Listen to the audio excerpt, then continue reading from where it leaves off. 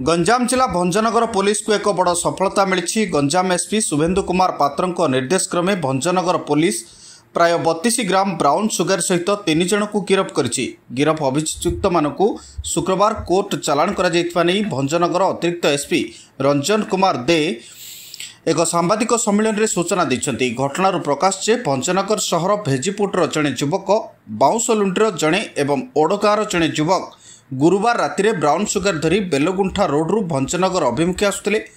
उक्त brown sugar को सेमाने सहर विभिन्न युवकों को बिक्री करते। तेबे एहा पूर्वरु पुलिस सेमानकु गिरफ्त करनिथिला।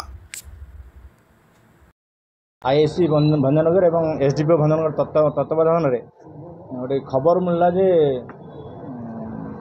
ब्राउन सुगर बिजनेस चलती सेटा से माने नयागढ़ तरफ से ब्राउन सुगर आसमता खबर पाइला आम पुलिस टीम आईएससी भंजनगर और पुलिस टीम जामपाली छक झांकुराई टेम्पल तारी सामने 3 जन छिड़ाबार देखले से सस्पेक्ट 3 जन छिड़ा पाखु टोटाल 31 ग्राम 400 ग्राम ब्राउन सुगर जबत है।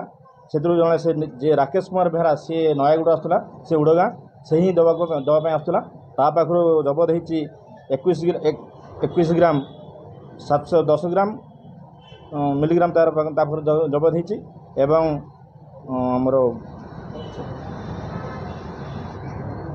अमीय रंजन महांती पाखु 9.710 ग्राम जबत होती ब्राउन सुगर एवं अमित कुमार बेहरा पाखु 700 टଙ୍କା जबत होती मोबाइल भी जबत होती। विषय आमर Bhanjanagar PS case number 968/25 21B NDPS act case होती केस होगापर जो प्रोसेस जहाँ होती मजिस्ट्रेट सामने सब साक्षी मान सामने प्रोसेस सीजर होती से 3 जन फरवर्ड होती जबत जिन सब मालखानी जबत होती।